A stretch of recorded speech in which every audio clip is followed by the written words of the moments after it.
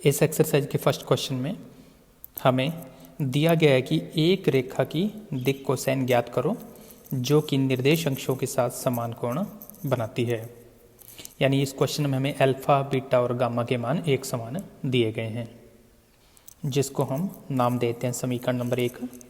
अब इस आधार पर यदि हम देखें तो L का मान होता है कॉस अल्फा, M का मान होता है कॉस बीटा जो कि फिर से बन जाएगा कॉस अल्फा, और N का मतलब होता है कॉस गामा यानी वह भी बन जाएगा कॉस अल्फा। यानी हमने बीटा और गामा के स्थान पर अल्फा का इस्तेमाल कर लिया है।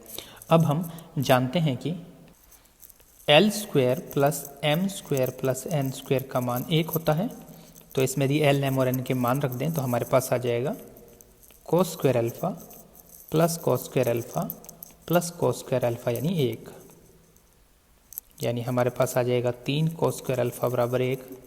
इस आधार पर कोस स्क्वायर अल्फा का मान बन जाएगा 1/3, यानी कि कोस अल्फा का मान बन जाएगा प्लस माइनस 1/√3, जो कि L का मान भी होगा, M का मान भी होगा और N का मान भी होगा, क्योंकि तीनों कोण एक समान हैं और यही इस रेखा की दिक्कोजय होंगी। नेक्स्ट क्वेश्चन में हमें दो बिंदुओं को मिलाने वाली सरेखा की दिक्कोजय ज्ञात करनी है। तो पहले हम दो बिंदुओं से होकर जाने वाली सरेखा के दिक् अनुपात को ज्ञात करेंगे और उससे हम दिक्कोजय ज्ञात कर लेंगे।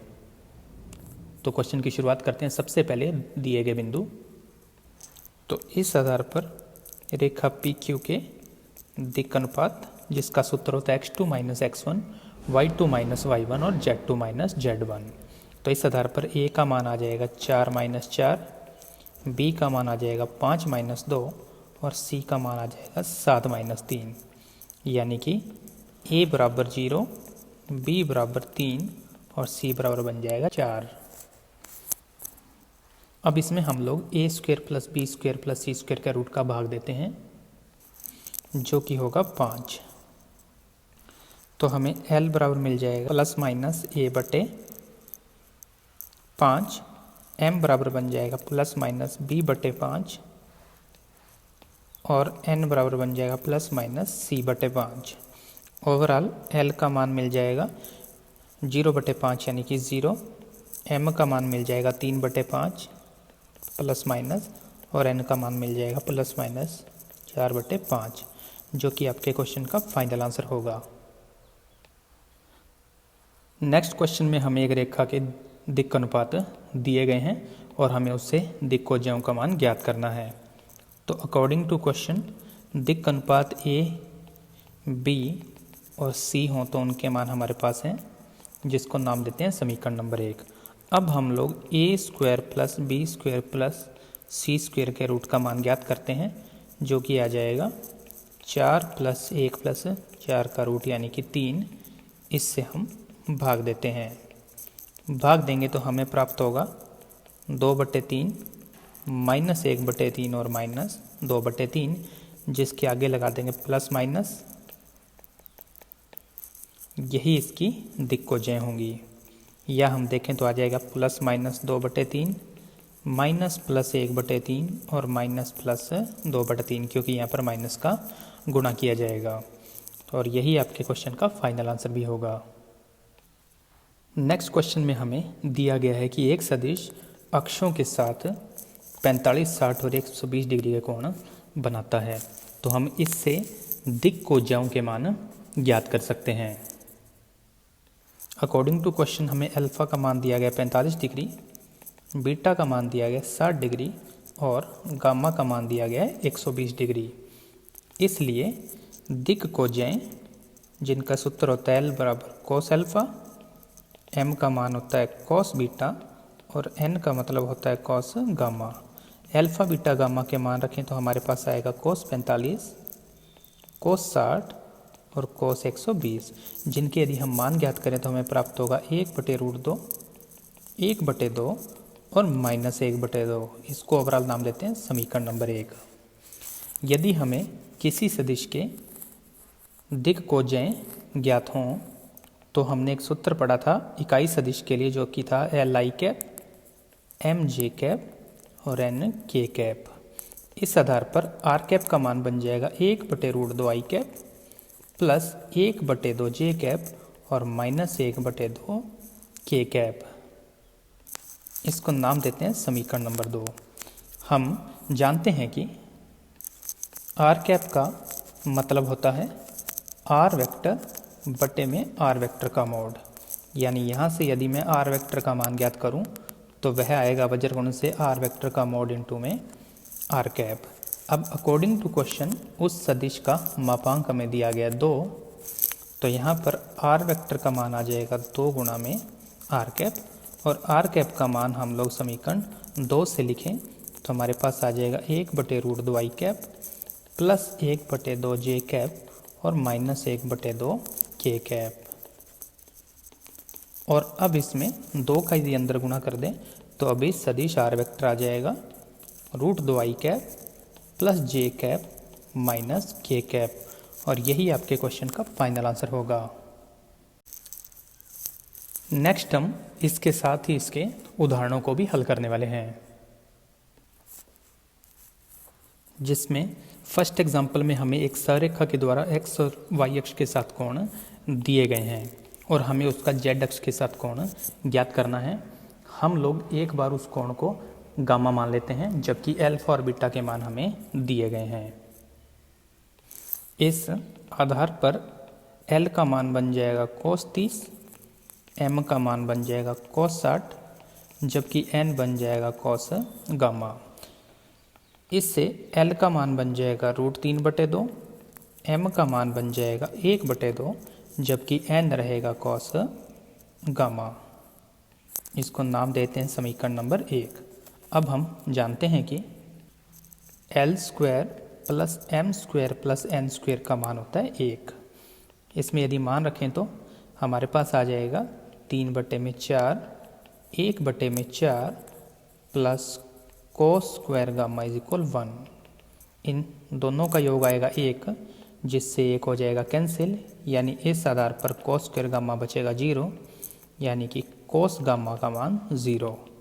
इस आधार पर गामा का मान बन जाएगा 90 डिग्री, जो कि अभिष्ट कोण होगा और आपका फाइनल आंसर। नेक्स्ट एग्जाम्पल में हमें एक सदिश दिया गया है जो कि अक्षों के साथ अल्फा बीटा और गामा कोण बनाता है।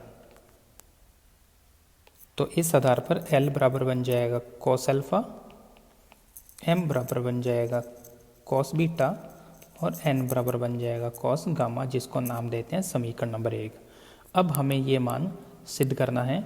इसके लिए हम जानते हैं कि L² plus M² plus N² का मान होता है 1। इसमें सभी मान रखते हैं तो cos² alpha plus cos² beta plus cos² gamma का मान बन जाएगा 1। इन सभी मानों को यदि हम sin² में बदल लें तो इनके स्थान पर आ जाएगा 1 minus sin² alpha plus 1 minus sin² beta plus 1 minus sin² gamma is equal 1, जिसमें 1 से 1 को कर देते हैं कैंसिल, 1 और 1 का योग बन जाएगा, तो इसको इधर ही रखते हैं और इन सभी पदों को उधर शिफ्ट कर देते हैं, जिससे उधर जाके बन जाएगा प्लस का sin² अल्फा प्लस का sin² बीटा और प्लस का sin² गामा। और हमें अंत में यही सिद्ध करना था। नेक्स्ट एग्जाम्पल में हमें 2 बिंदुओं को जोड़ने वाली रेखा की दिक्कोज्याओं को ज्ञात करना है। तो सबसे पहले हम 2 बिंदुओं को मिलाने वाली रेखा की दिक् अनुपात ज्ञात करते हैं, जो कि x2 minus x1, y2 minus y1 और z2 माइनस z1 होते हैं। इस आधार पर हमारे पास आ जाएगा 0 माइनस 1, 1 माइनस 0 और 1 माइनस 0, जो कि a, b और c के मान होंगे। यानी इस आधार पर a का मान आएगा -1, b का 1 और c का 1, जिसको नाम देते हैं समीकरण नंबर 1। अब इससे हम दिक्कोज्याएं ज्ञात करेंगे और उसके लिए हम a² plus b² plus c² का रूट ज्ञात करते हैं, जो कि इससे हमें मिलने वाला है √3। इससे हम कर देंगे भाग। जैसे इससे भाग करेंगे तो हमारे पास आएगा -1/√3, 1/√3 और 1/√3, जिसके आगे लगा देंगे प्लस और माइनस। इस आधार पर यह है दिक्कोज्या बन जाएंगे -+1/√3 प्लस माइनस 1/√3 और प्लस माइनस 1/√3, और यही आपका फाइनल आंसर होगा।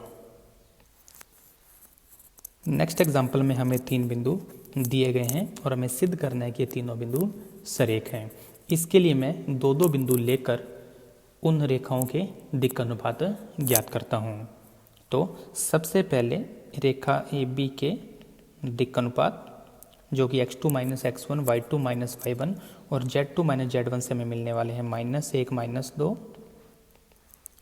2 - 3 और -3 - 4, या ये मिल जाएंगे -3 -1 और -7। इसी प्रकार हम BC के दिक् अनुपात भी ज्ञात करते हैं जो कि आएगा -4 और 1, 1 - 2 और -10 + 3, जिसको हल करने पर हमें प्राप्त होगा -3 -1 और -7। यदि आप इनके अनुपातों पर ध्यान दें तो इनके अनुपात एक समान आ रहे हैं, या यूं कहूँ यह बिल्कुल एक समान है। अतः AB समांतर होगा BC, यानी ABC सरेख होंगे, और हमें यही सिद्ध करना था। नेक्स्ट एग्जाम्पल में एक सररेखा अक्षों के साथ कोण 90, 135 और 45 डिग्री बना रही है और हमें इसके दिक्कोजों को ज्ञात करना है। तो अकॉर्डिंग टू क्वेश्चन यह कोण अल्फा, बीटा और गामा के मान हैं, जिसको नाम देते हैं समीकरण नंबर 1।